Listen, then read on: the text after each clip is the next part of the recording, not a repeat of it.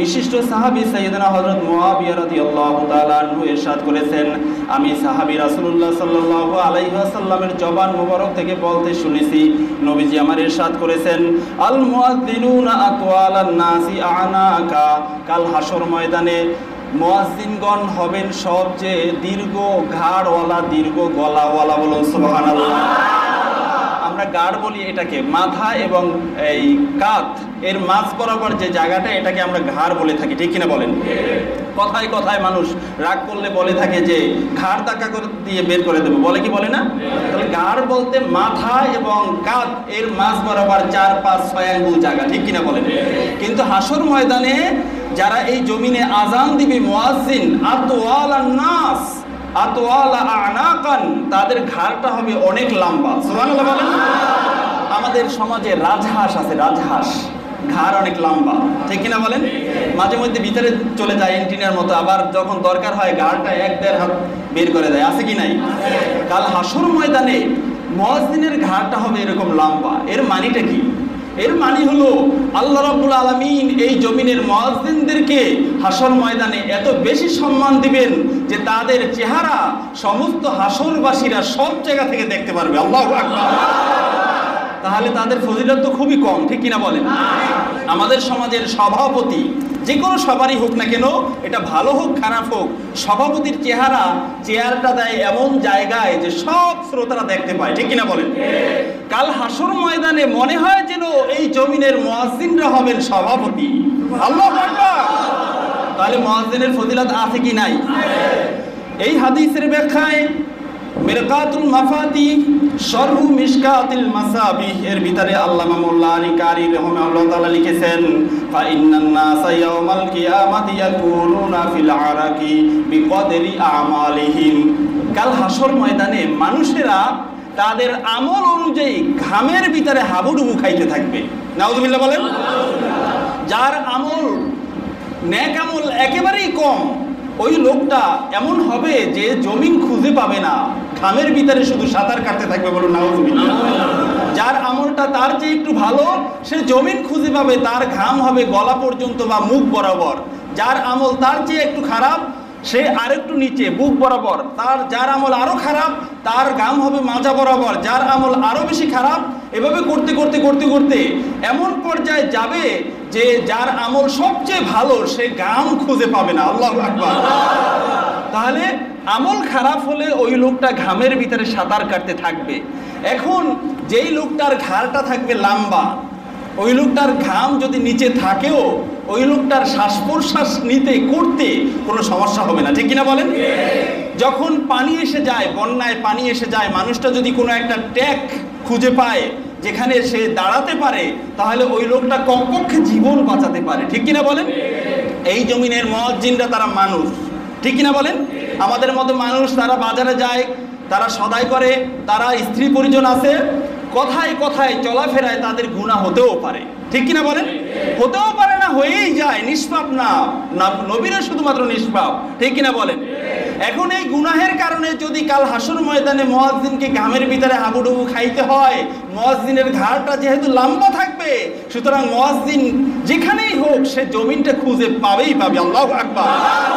এটা কি ওই কঠিন দুরবস্থার ভিতরে মুয়াজ্জিনের জন্য এটা একটা সুসংবাদ কিনা বলেন?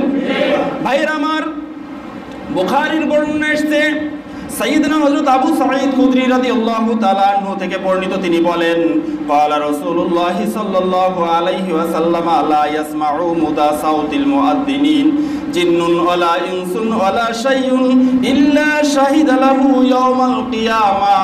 যারা এই জমিনের ভিতরে মানুষদেরকে নামাজের জন্য আহ্বান করবেন, প্যারা নবী সাল্লাল্লাহু আলাইহি ওয়াসাল্লাম ইরশাদ করেছেন, ওই মুয়াজ্জিনের মাইকের আওয়াজ অথবা মুখের আওয়াজ যত দূর পর্যন্ত চলে যাবে, তত দূর পর্যন্ত আল্লাহ রাব্বুল আলামিনের যত মাখলুকাত, মানুষ এবং জিন থাকবেন, তারা কাল হাসর ময়দানে ওই বান্দার জন্য আল্লাহ রাব্বুল আলামিনের দরবারে সাক্ষী দিতে থাকবেন। বলুন সুবহানাল্লাহ।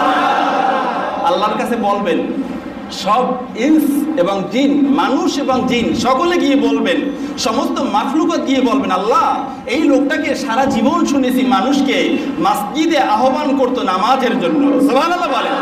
সুতরাং আর যে কোনো ভাবেই হোক, যে কোনো ওসিলায়, সেই আজানের ওসিলায় হলেও তাকে মাফ করতে হবে। আল্লাহু আকবার। তাহলে এটা মুয়াজ্জিনের সুসংবাদ কিনা?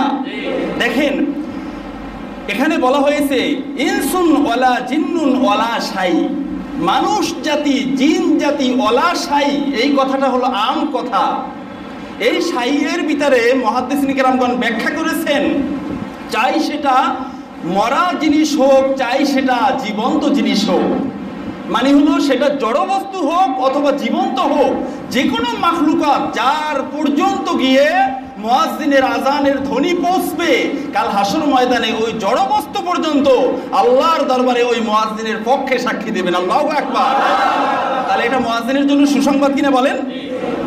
সাইয়েদনা আবু হুরায়রা রাদিয়াল্লাহু তাআলা আনহু ইরশাদ করেছেন, রাসূলুল্লাহ সাল্লাল্লাহু আলাইহি ওয়াসাল্লাম ইরশাদ করেন, ক্বালা রাসূলুল্লাহ সাল্লাল্লাহু আলাইহি ওয়াসাল্লাম আল ইমামু দামিনুন ওয়াল মুআজ্জিনু মুতামিনুন আল্লাহুম্মা রশুদিল আইম্মা ওয়াগফির লিল মুআজ্জিনিন। সুনান তিরমিজি এবং সুনান আবু দাউদ সিহা সিদ্দার দুইখানা হাদিসের ভিতরে এসেছে, প্যারা নবী সাল্লাল্লাহু আলাইহি ওয়াসাল্লাম ইরশাদ করেছেন, এই জমিনে যারা ইমাম থাকবে তারা হলেন ওই জমিনের মুমিন বান্দাদের জিম্মাদারি।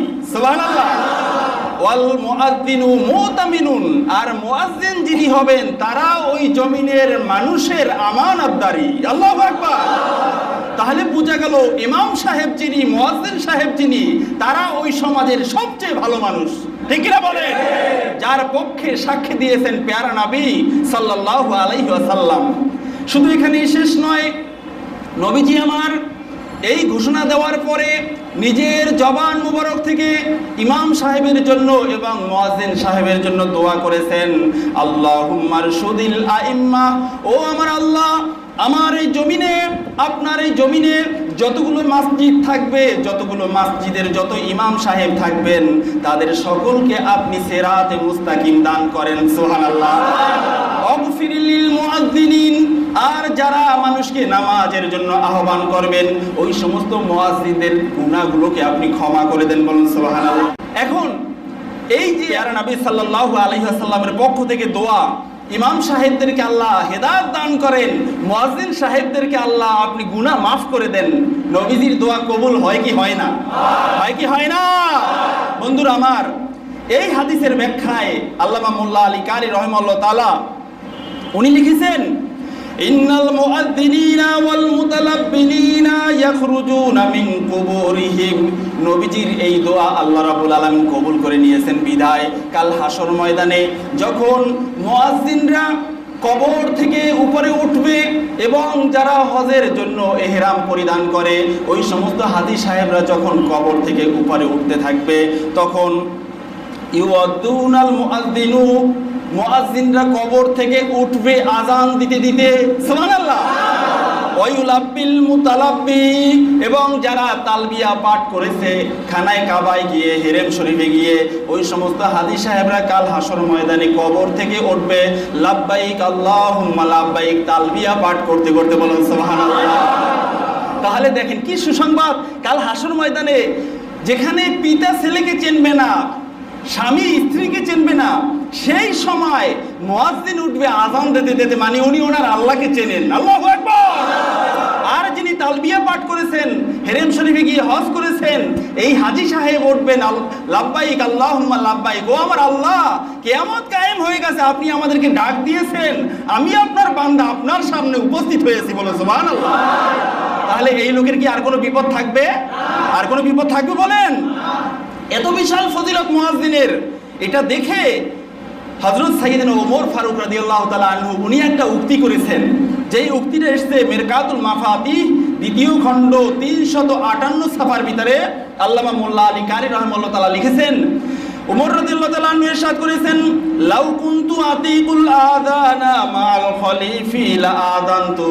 ও দুনিয়ার মানুষরা, তোমরা জেনে রাখো, প্যারা নবী সাল্লাল্লাহু আলাইহি ওয়াসাল্লাম মুয়াজ্জিনদের এত বেশি ফজিলত বর্ণনা করেছেন, আমি ওমর আমার খেলাফতের দায়িত্ব পালন করার সাথে সাথে যদি আমি সুযোগ পেতাম মসজিদে নববীর মুয়াজ্জিনগিরি করার, তাহলে আমি ওই পদটাও গ্রহণ করে নিতাম। বলুন সুবহানাল্লাহ। তাহলে বুঝে গেল ওমর রাদিয়াল্লাহু তাআলা আনহু সেকেন্ড খলিফা অফ ইসলাম। ঠিক কিনা বলেন? ইসলামের দ্বিতীয় খলিফা এর মানে হলো দ্বিতীয় জান্নাতি। সুবহানাল্লাহ বলেন। যারা জান্নাতে যাবেন রোল 2 হলেন ওমর ফারুক রাদিয়াল্লাহু তাআলা আনহু, ঠিক কিনা বলেন? এক কার সকলে বলেন আবু বকর সিদ্দিক রাদিয়াল্লাহু তাআলা আনহু, 2 হলেও সাইয়েদনা হযরত ওমর ফারুক রাদিয়াল্লাহু তাআলা আনহু। এই লোকটা বলেন আমি খেলাফতি পেয়ে খুশি নয়, আমি যদি মুয়াজ্জিন করার সুযোগ পেতাম আমি মুয়াজ্জিন হয়ে যেতাম। আল্লাহু আকবার। কিন্তু আমি সেটা পারি না। আমার এই দায়িত্ব পালন করতে দূর দূরান্তে চলে যেতে হয়, অনেক হয়রানি পেরেশানি ভোগ করতে হয়। মুয়াজ্জিনের তো আজান দিতে হলে কমপক্ষে নামাজের অনেক আগে আসতে হয়, ঠিক কিনা বলেন? আমি সেটা পারি না বিধায় আমার মনে বড় আফসোস। আল্লাহু আকবার। ভাইরা আমার, হাদিস শরীফের ভিতরে এসেছে, সুনান আবু দাউদের হাদিস, সাইয়েদনা হযরত আব্দুল্লাহ ইবনে আমর রাদিয়াল্লাহু তাআলা আনহু থেকে বর্ণিত। তিনি বলেন ক্বালা রাজুলুন ইয়া রাসূলুল্লাহ ইন্নাল মুআদ্দিনিনা ইয়াফদুলুনানা। নবীজি আমার তার জবান মোবারক থেকে মুয়াজ্জিনদের এত বেশি ফজিলত বর্ণনা করেছেন। একটা মসজিদে মুয়াজ্জিন কয়জন থাকে বলেন তো? একজন। বড় মসজিদ হইলে 2, 3, 4 জন, ঠিক কিনা বলেন? এর উপরে তো আর থাকে না। খানায় কাবার মুয়াজ্জিন অনেকজন, 12-18 জন প্রায় মুয়াজ্জিন খানায় কাবার। আল্লাহু আকবার। ওখানে আজান দিতে পারা সৌভাগ্য কিনা বলেন? অনেক মুয়াজ্জিন, এবং ওই মুয়াজ্জিন প্রত্যেকেই বড় বড় মুফতি, বড় বড় মুহাদ্দিস। সুবহানাল্লাহ। এখন সাহাবায়ে কেরাম এই ফজিলত শুনে একজন সাহাবী তার কলিজায় বড় কষ্ট, ইয়া রাসূলুল্লাহ ইন্নাল মুআযযিনিনা ইয়াফদুলুনানা। আমরা আপনার অনেক সাহাবীর ভিতরে আপনার মসজিদের মুয়াজ্জিন তো শুধুমাত্র 4 জন। আল্লাহু আকবার। ওই 4 জনেরই তো এই ফজিলত, আমরা তো এই ফজিলত অর্জন করতে পারি না, তারা তো আমাদের চেয়ে অনেক আগাইয়ে যাইতেছে। আল্লাহু আকবার। এক মুসলমান নেক আমল করলে এটা দেখে আরেক মুসলমান তার সাথে প্রতিযোগিতা লাগা দরকার, ঠিক কিনা বলেন? এটা আমার আল্লাহর নির্দেশ, ফালিয়াতানাফাসিল মুতানাফিসুন। প্রতিযোগী যারা রয়েছে জমিনে তাদের প্রতিযোগিতা করা উচিত। কেন? নেক আমল যাতে বেশি করতে পারি আমি ওই ভাইয়ের চেয়ে, ঠিক কিনা বলেন? এই কারণে হজে যিনি একবার গিয়েছেন তার আবার দ্বিতীয়বার যাওয়া দরকার, তবে মানুষকে বলার জন্য নয়, ঠিক কিনা বলেন? যিনি 5 ওয়াক্ত নামাজ ঠিকমতো পড়তে পারেন তার তাহাজ্জুদ পড়া দরকার, ঠিক কিনা বলেন? যিনি তাহাজ্জুদ পড়েন, 5 ওয়াক্ত নামাজ পড়েন, তার কমপক্ষে সপ্তাহে একটা হলেও নফল রোজা রাখা দরকার, ঠিক কিনা বলেন? কিন্তু আমরা কি সেটা করি? বাড়ি একটা করেছি আর একটা করতে হবে, গাড়ি একটা কিনেছি আর একটা কিনতে হবে, ঠিক কিনা বলেন? এটা মুসলমানদের প্রতিযোগিতা হতে পারে না, এটা হলো এই জমিনের ইহুদিদের প্রতিযোগিতা। তাদের যত সম্পদ হয় তত তারা বেশি চায়, ঠিক কিনা বলেন? ভাইরা আমার, সাহাবী অবাক হয়ে গেলেন, আমরা তো মুয়াজ্জিন হতে পারলাম না, আমরা তো ওই ফজিলত নিতে পারলাম না, কি করব হাসরের ময়দানে? মুয়াজ্জিনরা তো সব নিয়ে যাইতেছে। সুবহানাল্লাহ বলেন। এখন নবীজি কি পরামর্শ দিতেছেন দেখেন। فقال رسول الله صلى الله عليه وسلم قل كما يقولون فإذا انتهيت فسألت। ও আমার সাহাবী, তোমার মনে বড় কষ্ট, সাহাবায়ে কেরামদের ভিতরে যারা মুয়াজ্জিন তাদের অনেক ফজিলত আমি আমার জবান থেকে বর্ণনা করেছি, তবে তোমরাও সেই ফজিলত থেকে খালি হবে না। তোমাদের একটা আমল করতে হবে, সেই আমলটা হলো কুল কামা ইয়াকুলুন। মুয়াজ্জিন যেভাবে আজান দেয় তুমি যেখানেই থাকবে সেখানে মুয়াজ্জিনের আজানের সাথে সাথে মুয়াজ্জিন যা বলে তোমরাও তা বলো। সুবহানাল্লাহ। ফাইজা ইনতাহাইতা ফাসালতুতা। যখন আজান শেষ হয়ে যাবে, আজান শেষ হওয়ার সাথে সাথে তুমি যে ফজিলত আল্লাহর কাছে চাও সেটা তুমি চাইতে থাকো, তোমাকে আমার আল্লাহ রাব্বুল আলামিন দান করে দিবেন। বলুন সুবহানাল্লাহ। আপনি চান মুয়াজ্জিন হইতে, আল্লাহ মুয়াজ্জিনের ফজিলতটা আমাকে দেন। আজান হবে, আপনি শুনলে সেখানেই দাঁড়িয়ে যান, সেখানেই দাঁড়িয়ে যান, সেখানে দাঁড়িয়ে তাজিমের সাথে আপনি আজানটা মুয়াজ্জিনের সাথে সাথে বলতে থাকেন, যেটাকে আমরা আজানের জবাব বলি, ঠিক কিনা বলেন? আজানের জবাব শেষ, হাদিস অনুযায়ী দোয়া করে এরপর আপনি কি চান সেটা আল্লাহর কাছে বলেন। আল্লাহু আকবার। নবীজি স্পষ্ট বলেছেন ফাসালতুতা, তুমি চাও তোমাকে আল্লাহ দিয়ে দিবেন। আল্লাহু আকবার। কে দিবেন বলেন? আল্লাহ। সকলে বলেন কে দিবেন? সেই আল্লাহ রাব্বুল আলামিনের কাছে যদি আমরা চাইতেই পারি তাহলে আমরাও কাল হাসর ময়দানে এই ফজিলত পাবো ইনশাআল্লাহ, ঠিক কিনা বলেন? এই সাহাবী প্রশ্ন করছিলেন দেখে আমরা জানতে পারলাম, যদি প্রশ্ন না করতেন তাহলে হয়তো আমরা এটা বুঝতে পারতাম না, জানতে পারতাম না, ঠিক কিনা বলেন? কিয়ামত পর্যন্ত যারা এই ফজিলত চাইতেন মনে মনে, সুযোগ নাই আজান দেওয়ার, তারা এই ফজিলত থেকে মনে হইতো যেন মাহরুম হয়ে গেছেন, এমন একটা কষ্ট নিয়ে তাদের কবরে যাওয়া দরকার হতো, ঠিক কিনা বলেন বন্ধুরা আমার। কিন্তু প্যারা নবী সাল্লাল্লাহু আলাইহি ওয়াসাল্লামের সাহাবী প্রশ্ন করেছেন, আমরা দোয়া করি আল্লাহর রাসূলের ওই সাহাবীকে আল্লাহ রাব্বুল আলামিন কাল হাসর ময়দানে জান্নাতের ভিতরে যেই মর্যাদা দিবেন তার যে আরো কোটি কোটি গুণে বাড়িয়ে দেন, বলুন আমিন। আমরা চাই কি চাই না? এই সাহাবী আমাদের মনের কষ্ট দূর করেছেন, ঠিক কিনা বলেন। তবে বন্ধুরা আমার, মুয়াজ্জিন মানে হলো আজান দাতা। মুয়াজ্জিন মানে কি? যেই লোকে একবার আজান দেয় ওনার নামটাও মুয়াজ্জিনদের তালিকায় উঠে যায়। খুশি হয়ে বলেন সুবহানাল্লাহ। একবার যিনি আজান দেন উনি মুয়াজ্জিন, ওনার নামটাও মুয়াজ্জিনদের কাতারে উঠে যায়, ঠিক কিনা বলেন। তবে সুনান তিরমিজি, সুনান আবু দাউদ এবং সুনান ইবনু মাজাহ সিহা সিত্তার তিনখানা শুদ্ধ গ্রন্থ, বিশুদ্ধ গ্রন্থ, সহিহ কিতাবের ভিতরে এসেছে, নবীজি আমার ইরশাদ করেছেন, মান আযানা সাবআ সিনিনা মুহতাবিসান মুহতাসাবান কাতাবাল্লাহু লাহু বারাআতাম মিনান নার। আল্লাহর যেই বান্দা এই জমিনে আল্লাহর কাছ থেকে পুরস্কার পাওয়ার আশায় একাধারে 7 বছর মসজিদে আজান দেয়, ওই ব্যক্তিকে আল্লাহ রাব্বুল আলামিন পুরস্কার হিসাবে জমিনে থাকতেই জাহান্নামের আগুনকে হারাম করে দেন। আমরা 7 বছর পারি না, তবে 2-1 দিন তো আজান দিতেই হয় মুসলমান হিসাবে, ঠিক কিনা বলেন। কিছু কিছু মানুষ আছে শুধুমাত্র ছেলে হওয়ার টাইমে আজান দেয়, আর জীবনে কোথাও আজান দেয় না। আবার কিছু পাপী আছে ছেলে হলো আজান দিতেও যায় না, এমন আছে কি নাই? তাহলে আমরা যে কোনো মসজিদে হোক মুয়াজ্জিনের সাথে একটু সম্পর্ক করে, ভাই আমি আজানটা দেই, একটু শোনেন তো ভুল আছে কিনা। যদি ভুল না থাকে ওনাকে যেভাবে হোক, চা খাওয়াইয়া হোক, রুটি খাওয়াইয়া হোক, আম খাওয়াইয়া হোক, যা দিয়ে হোক, একবার হলেও আমরা আজান দিব জীবনে। রাজি আছে কিনা বন্ধুরা আমার? আল্লাহর মুয়াজ্জিনদের তালিকায়, যেই তালিকায় সর্বপ্রথম নাম হলো সাইয়্যিদুনা হযরত বিলাল রাদিয়াল্লাহু তাআলা আনহু, ওই তালিকায় আমাদের সকলের নাম উঠুক, আমরা চাই কি চাই না? তাহলে আমরা জীবনে একবার হলেও যে কোনো জায়গায় আজান দিব। রাজি আছে কিনা ভাইয়ের আমার? তাহলে আজকের আলোচনাটা সার্থক যে আমি আমার নামটা মুয়াজ্জিনদের খাতায় লিখাতে পারলাম, উঠাতে পারলাম, ঠিক কিনা বলেন। কিন্তু বন্ধুরা আমার, দুঃখের বিষয় হলো সত্য, আজকের সমাজে কিছু তথাকথিত বুদ্ধিজীবী, তথাকথিত শিক্ষিত, তথাকথিত সম্মানিত, তারা মনে করে মুয়াজ্জিন মানে হলো 3rd ক্লাস চাকরি। নাউজুবিল্লাহ বলেন, চিৎকার মেরে বলেন নাউজুবিল্লাহ। আজকের বাংলাদেশে 3 লক্ষের উপরে মসজিদ, 3 লক্ষের উপরে মসজিদে 3 লক্ষ মুয়াজ্জিন আছে, আছে কি নাই? কিন্তু বেশিরভাগ মসজিদের মুয়াজ্জিন, ইমাম, খতিব এমন ভাবে জিম্মি করে রেখেছে, তারা না পারে সত্য কথা বলতে, না পারে স্বাধীনভাবে চলতে, ঠিক কিনা বলে। এজন্য বাংলাদেশের 16, 17, 18 কোটি মানুষ দায়ী, ঠিক কিনা বলে। এই সমস্ত মুসলমান নিয়ে দেশ গড়ার দরকার নেই। এদের ভিতরে নিশ্চিত মুনাফিকি রয়েছে, যারা মুয়াজ্জিনকে অসম্মানী করে, যারা ইমামকে অসম্মানী করে, যারা খতিবদের মুখে লাগাম লাগায়, ঠিক কিনা বলে। আমরা চাই এই জমিনে কোরআন সুন্নাহর কথা বুক ফুলিয়ে বলবো, ঠিক কিনা বলেন।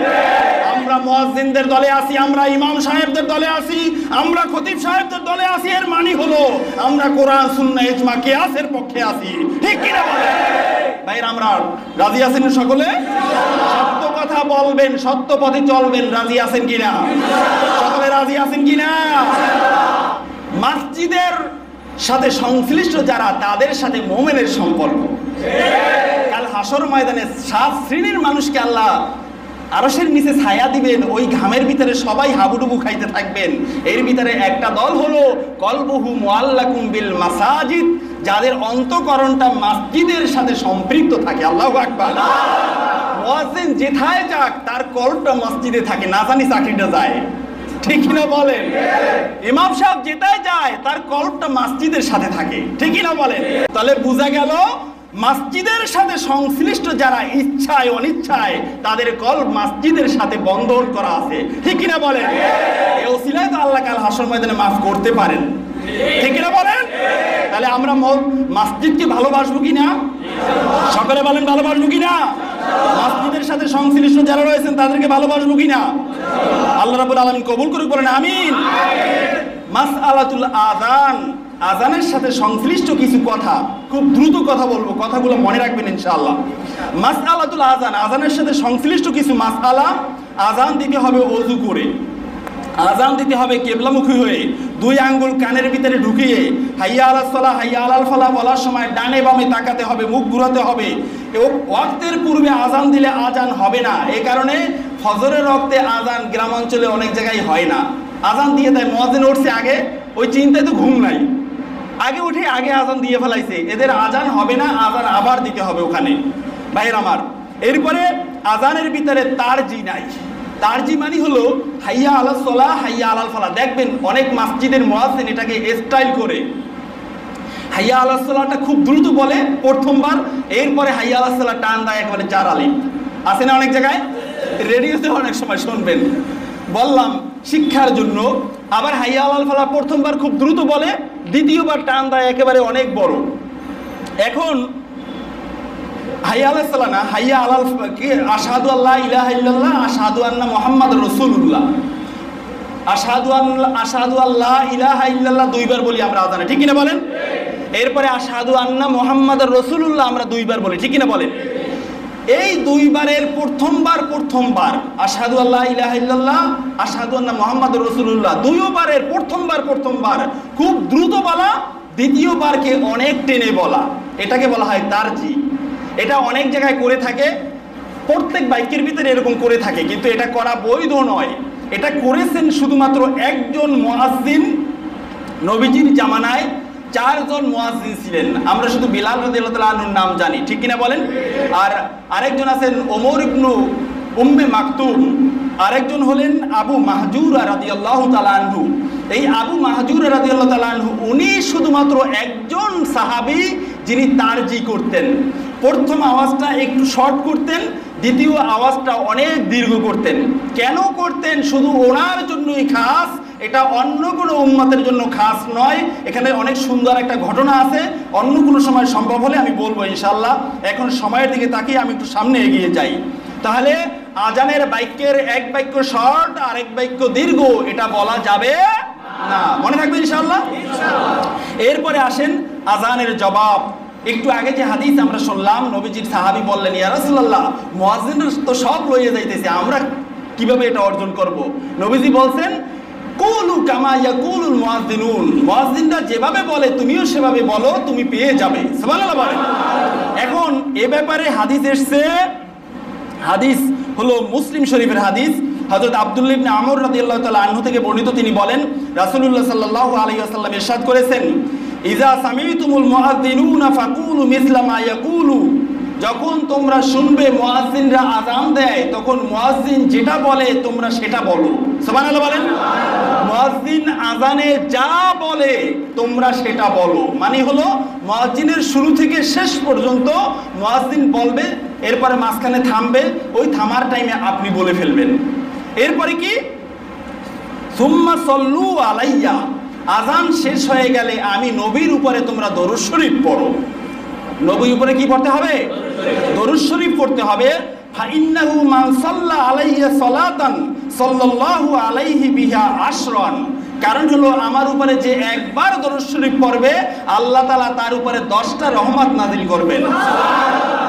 সুম্মা সালুল্লাহ লিয়াল ওয়াসিলাহ, ও আমার উম্মতেরা, আজানের পরে দরুদ শরীফ পড়ার পরে তোমরা আমি নবীর জন্য আল্লাহর কাছে ওসিলা চাও।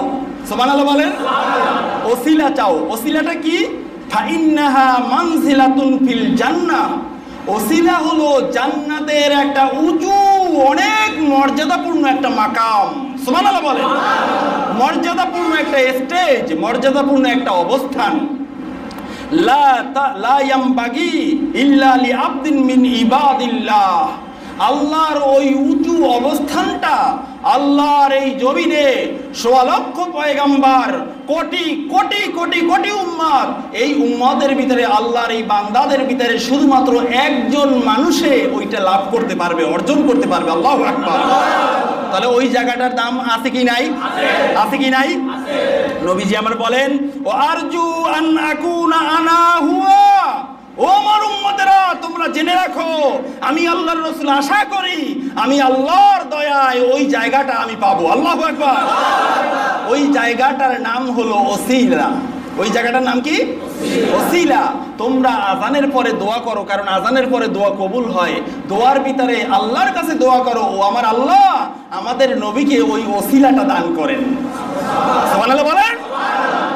এখন যদি এটা করবে, ফামান সাআলা লিয়াল ওসিলা হাল্লাত আলাইহি শাফাআ, যেই ব্যক্তি আমার জন্য আজানের পরে ওসিলা চাবে, আল্লাহর কাছে দোয়া করবে ওসিলা আমাকে দেওয়ার জন্য, কাল হাসর ময়দানে আমি নবীর উপরে হালাল হয়ে যাবে, বৈধ হয়ে যাবে, আমি ওই উম্মতের জন্য সুপারিশ করব। তাহলে নবীর সুপারিশ আমরা চাই কি চাই না?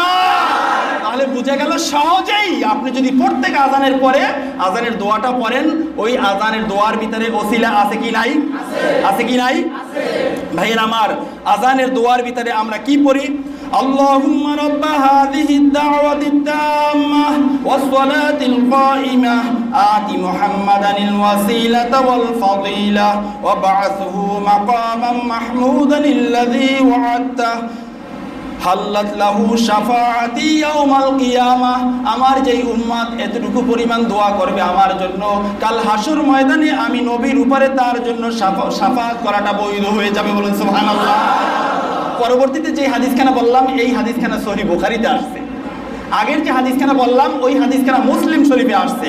এবারে দেখেন, এখন নবীজি আমার বলেন, মান ক্বালা হাকাযা ফি কলবিহি দাখালাল জান্নাহ, যেই ব্যক্তি মুয়াজ্জিনের সাথে সাথে ওই বাক্যগুলো উচ্চারণ করবে, তার জন্য আমার আল্লাহর জান্নাত হালাল হয়ে যাবে। সুবহানাল্লাহ। হাল্লাত লাহুল জান্নাহ,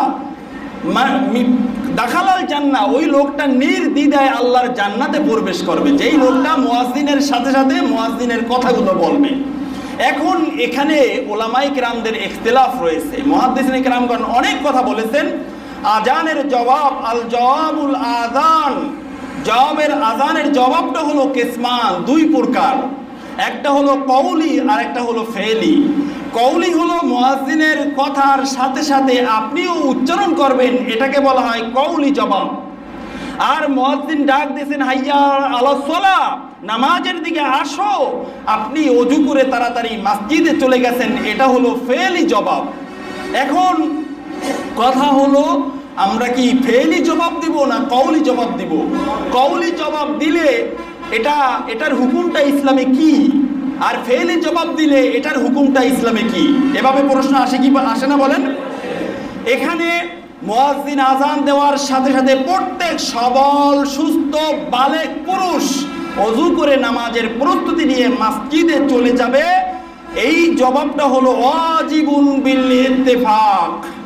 পৃথিবীর সমস্ত উলামায়ে কেরাম একমত, প্রত্যেক সবল সজ্ঞান সুপুরুষের জন্য, বালেগের জন্য আজানের সাথে সাথে মসজিদে যেতে হবে, এটা হলো ওয়াজিব। তাহলে আমরা ফেলি জবাব পেয়ে গেলাম, এ ব্যাপারে কারো কোনো দ্বিমত নাই। চার মাযহাব বলেন, যে কোনো আলেম বলেন, মুফতি মুহাদ্দিস ফকি, কারো কোনো দ্বিমত নাই, সকলে একমত মসজিদে যেতে হবে। বাকি থাকলো কওলি জবাব, মুখে যেটা আমরা উচ্চারণ করব। এ ব্যাপারে কি বলা হয়েছে দেখেন, অকৌলি মুস্তাহাব্বুন ইনদা মাযহাবিল আইম্মাতিস সালাসা, তিন মাযহাব অর্থাৎ ইমাম শাফি, ইমাম মালিক এবং ইমাম আহমদ রাহিমাহুল্লাহ তাআলা, তিনও মাযহাবের তিনও ইমামের মতে কওলি জবাবটা হলো মুস্তাহাব। সুবহানাল্লাহ বলেন। তাহলে মাযহাব কয়টা? সকলে বলেন কয়টা? এটা এত জবাব আসতে আসে কেন? কষ্ট লাগে নাকি? কষ্ট লাগে অনেকের। বাকি থাকলো কয়টা? একটা, ওইটার নাম কি? হানাফি মাযহাব। ঠিক কিনা বলেন? এই তিনও মাযহাবের একমত, আজান মুয়াজ্জিন বলবে, ওইটা মুখে মুখে যে কোনো মুমিন যেখানে থাকবে ওটা বলাটা হলো মুস্তাহাব। এবারে আসেন আমাদের মতে, ওয়া ইনদাল আহনাফি ওয়া আহলিজ জাওয়াহির ওয়াজিবুন। ইমাম আবু হানিফা রাহিমাহুল্লাহ তাআলা এবং আহলে জাওয়াহির উল্লেখযোগ্য যারা ফকি, তাদের সকলের মত হলো ওই আজানের কওলি জবাবটাও হলো ওয়াজিব। সুবহানাল্লাহ বলেন। এখন বলবেন হুজুর, তাহলে এখানে হানাফি মাযহাবটা তো কঠিন করে ফেলাইছে। মুয়াজ্জিন যেটা বলবে ওটা মুখে মুখে বলতে হবে, আপনি যেখানে থাকেন সেখানে দাঁড়িয়ে, এটা ওয়াজিব হানাফি মাযহাবে। অন্য বাকি তিনও মাযহাবের ভিতরে এসছে ওটা হলো মুস্তাহাব, বললে সওয়াব পাবেন, না বললে গুনাহ নাই।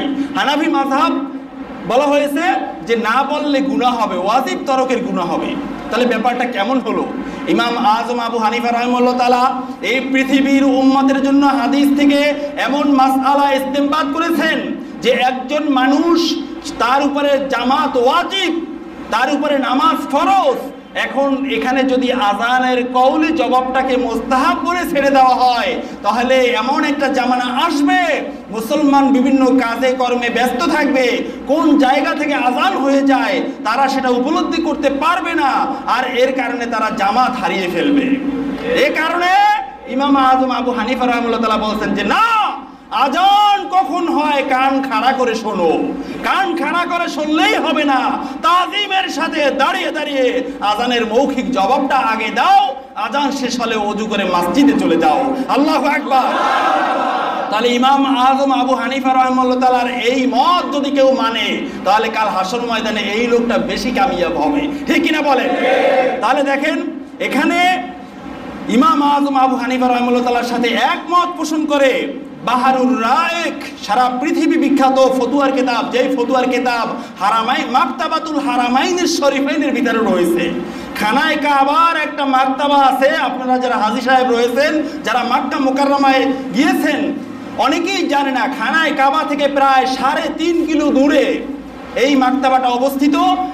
লক্ষ লক্ষ কিতাব, ওখানেও এই বাহারুর রায়েক এই কিতাব আছে, আমি দেখে আসছি। আল্লাহু আকবার। আপনারা বলবেন সৌদি আরবে ফিকহ মানে না, ফিকহ মানে না, হাদিস মানে, এটা ভণ্ডামি ছাড়া আর কিছু নয়, ঠিক না বলে? প্রত্যেক আলেম ফিকহি মাসালা মানতেই হবে। ফিকহি কথাটা কোরআন থেকে এসেছে, হাদিস থেকে এসেছে, ঠিক কিনা বলেন? ফিকহের একটা মাসালাও কোন মাযহাবের ইমাম, কোন মুফতি নিজের থেকে বলতে পারে না।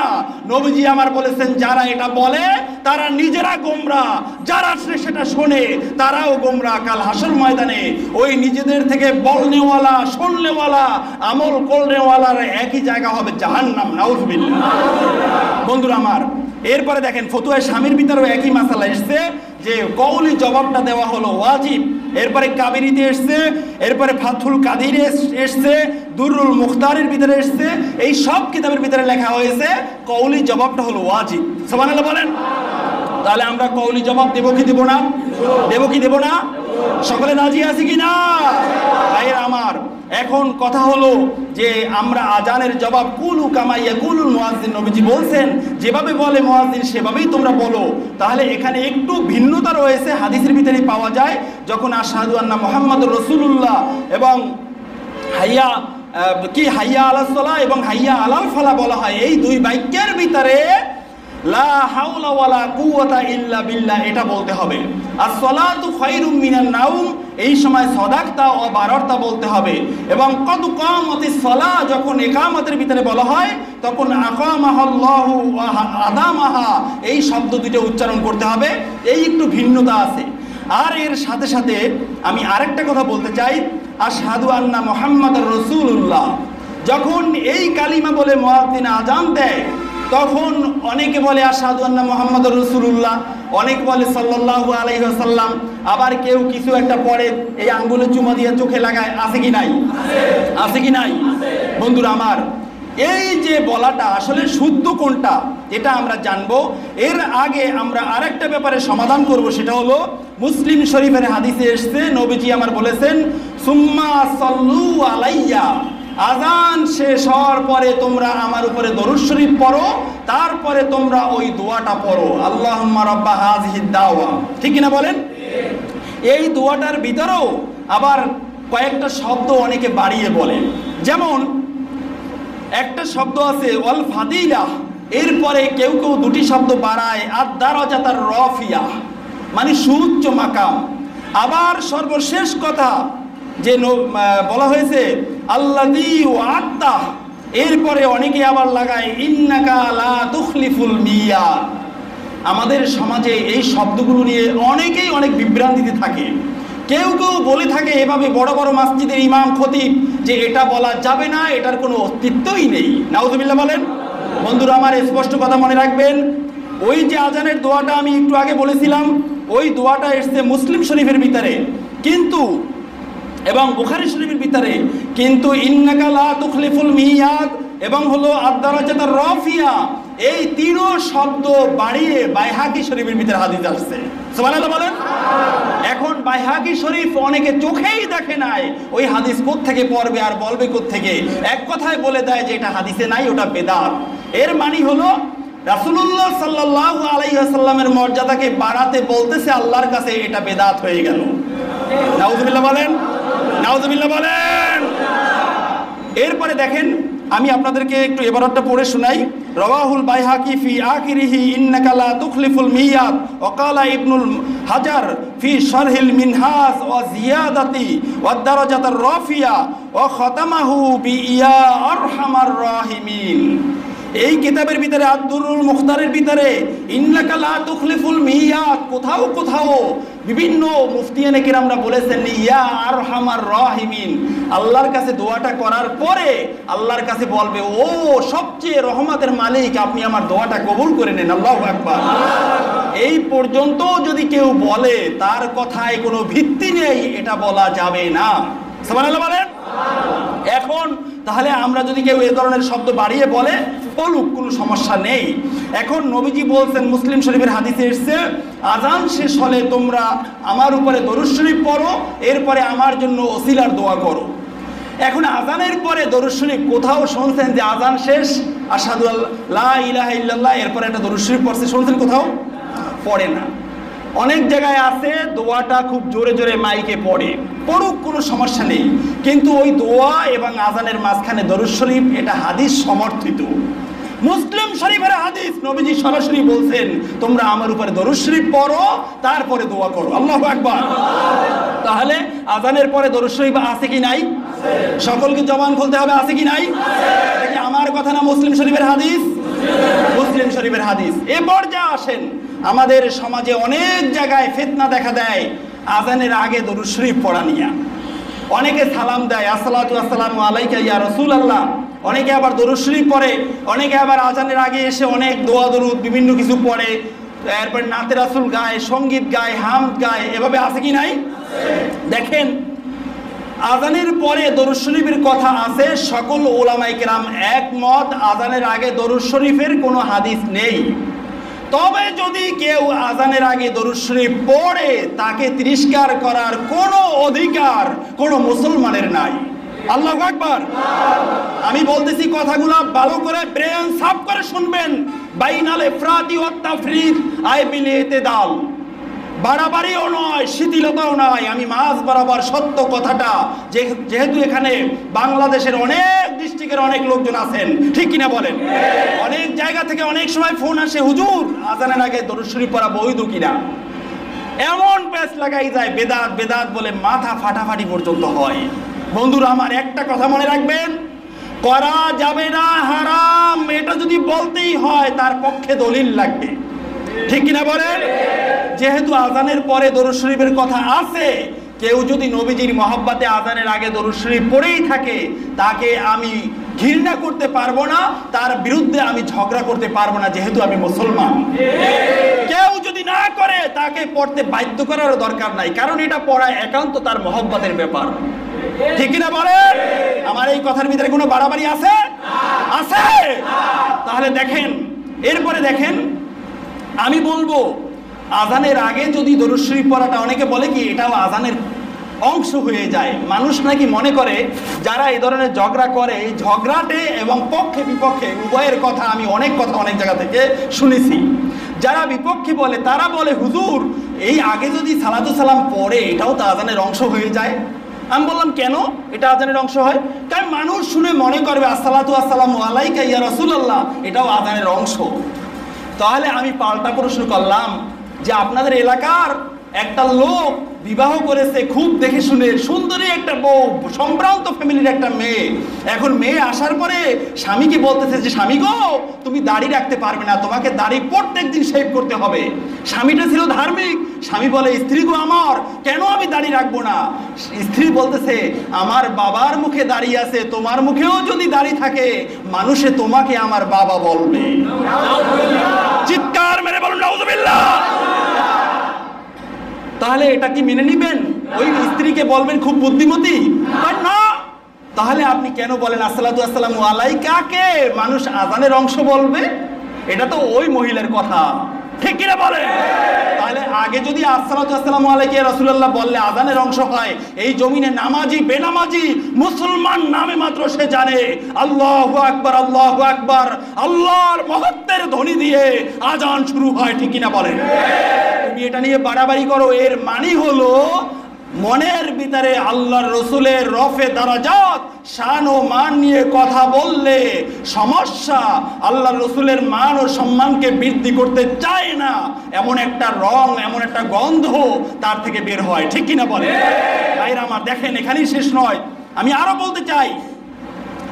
এই যে আজানের পরে দোয়া করা, নবীজি বলছেন সালুল্লাহ তুতা, তোমরা আল্লাহর কাছে চাও আল্লাহ দিয়ে দেবেন।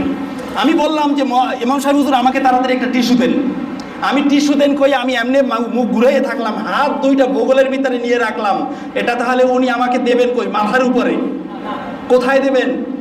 আমি কিছু চাইতে হলে আমাকে হাত বাড়াতে হবে কি হবে না? দেখেন, সরাসরি দোয়ার আদব হলো আবু দাউদ শরীফ, সুনান তিরমিজি শরীফের ভিতরে হাদিস এসেছে, ইবনে আব্বাস রাদিয়াল্লাহু তাআলা আনহুমা থেকে বর্ণিত, সালুল্লাহ বিবুতুনি আকুফিকুম, নবীজি আমার বলেছেন ও আমার উম্মতেরা, তোমরা যখন আল্লাহর কাছে কিছু চাইবে তোমরা হাতের পেট দিয়ে চাও। হাতের পেট আর হাতের পিঠ, ঠিক কিনা বলেন? হাতের পেট হলো আমরা চাইতে গেলে যেই পাশটা আমরা প্রদর্শন করি, এটা হলো হাতের পেট, আর উল্টা দিকটা হলো হাতের পিঠ।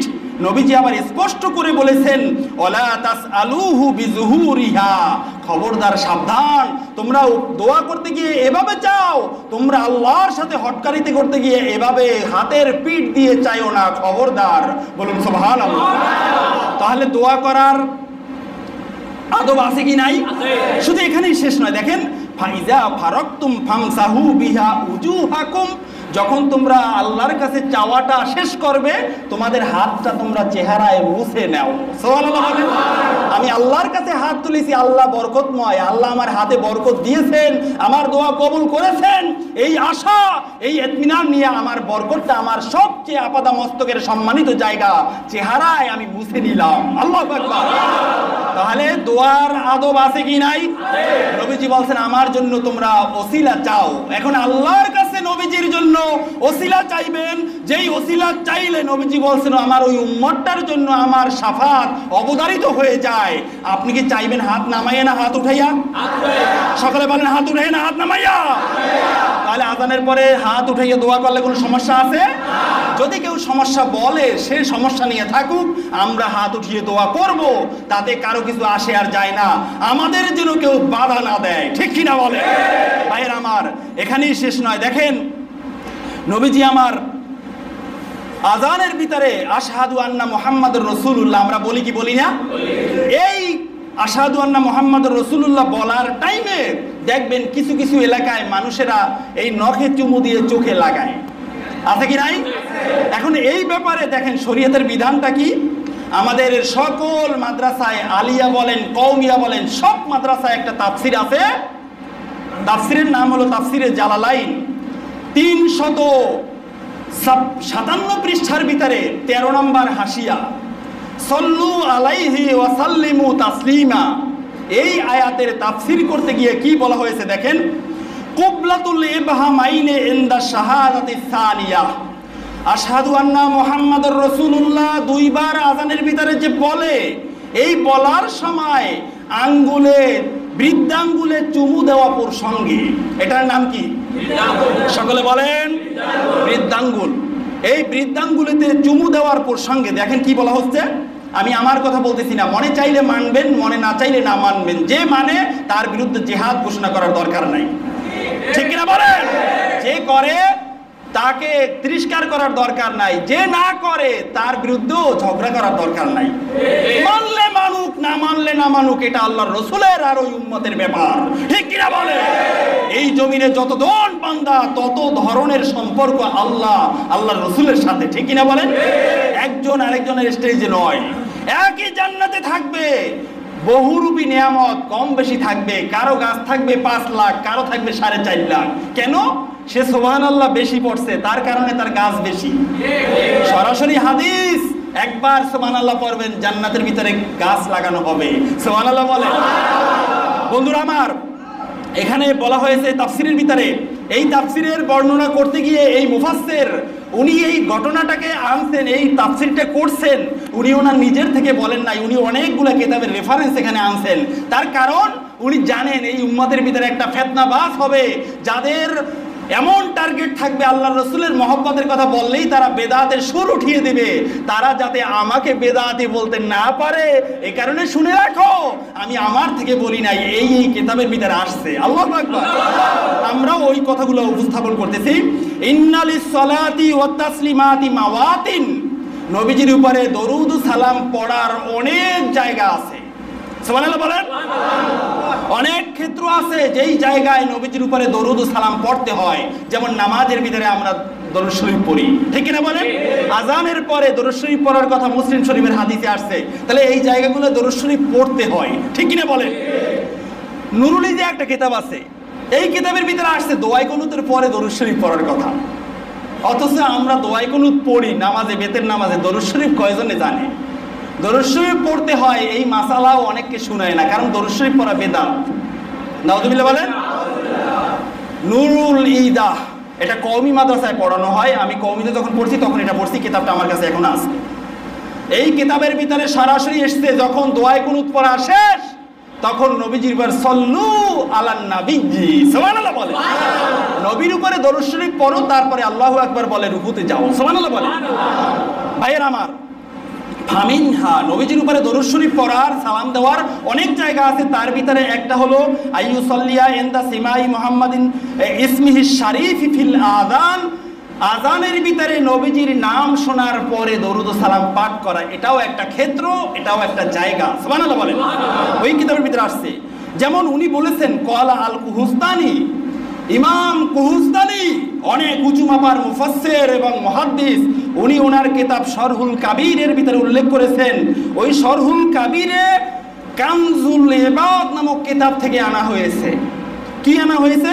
ওয়ালাম আন্নাহু ইয়াস্তাহিব্বু আইয়ুকালা ইনদা সিমাইল উলা মিনাশ শাহাদাতিস সানিয়া, তোমরা জেনে রাখো নবীজির নাম আজানের ভিতরে আশহাদু আন্না মুহাম্মাদুর রাসূলুল্লাহ এই কালিমা প্রথমবার যখন বলবে তখন মানুষেরা আশহাদু আন্না মুহাম্মাদুর রাসূলুল্লাহ বলার পরে বলবে সাল্লাল্লাহু আলাইকা ইয়া রাসূলুল্লাহ, সুবহানাল্লাহ বলে। ওয়া ইনদা সিমাইস সানিয়া, দ্বিতীয়বার যখন আজানের ভিতরে বলবে আশহাদু আন্না মুহাম্মাদুর রাসূলুল্লাহ, তখন কি করবে?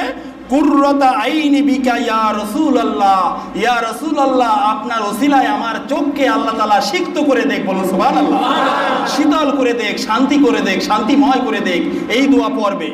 এরপরে কি করবে?